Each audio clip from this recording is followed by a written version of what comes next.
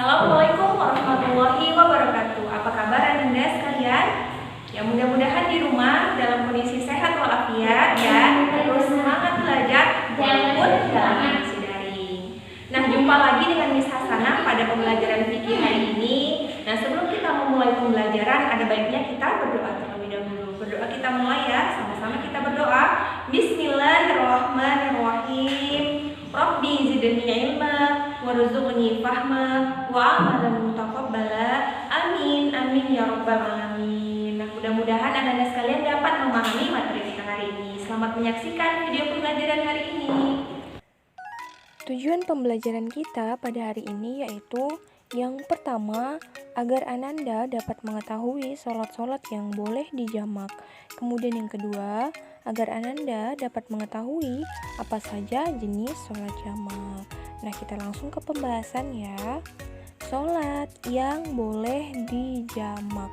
Apa sajakah itu? Nah, sholat yang boleh dijamak ini ada dua kelompok dari sholat fardu yang saling berurutan. Nah, Miss akan ingatkan kembali apa saja sholat fardu itu. Ada 5 sholat fardu. Yang pertama ada sholat subuh. Yang kedua, sholat zuhur. Yang ketiga, sholat asar. Yang keempat, sholat maghrib.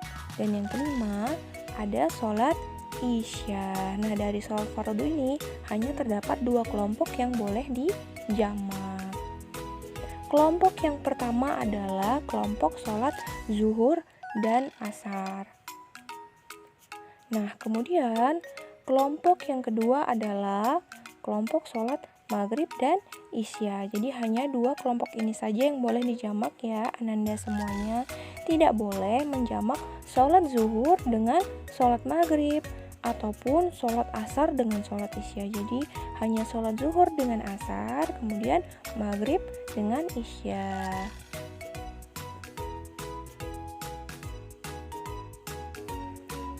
Kita masuk ke pembahasan yang kedua, yaitu jenis sholat jamak.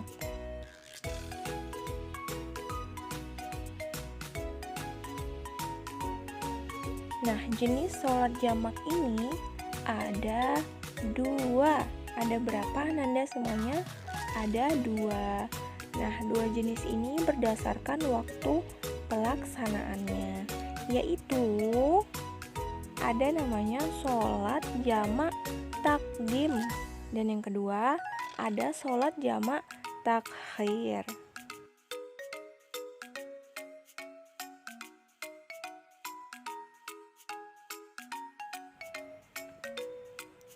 Sholat jamak takdim.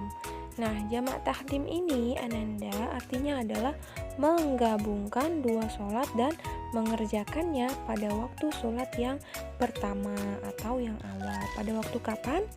Pada waktu sholat yang pertama ataupun awal. Nah, Miss kasih contoh ya. Miss kasih contoh, kita pakai kelompok sholat yang pertama. Kelompok sholat jamak yang pertama yaitu sholat zuhur dan asar. Nah, di antara sholat zuhur dan asar, mana duluan yang kita kerjakan? Ya, zuhur, yaitu pada siang hari, kemudian asar. Nah, kita mengerjakannya pada waktu yang pertama. Waktu yang pertama adalah sholat zuhur. Nah, itulah yang dikerjakan. Maka kita mengerjakan sholat jamaknya pada waktu sholat zuhur. Jamak takhir.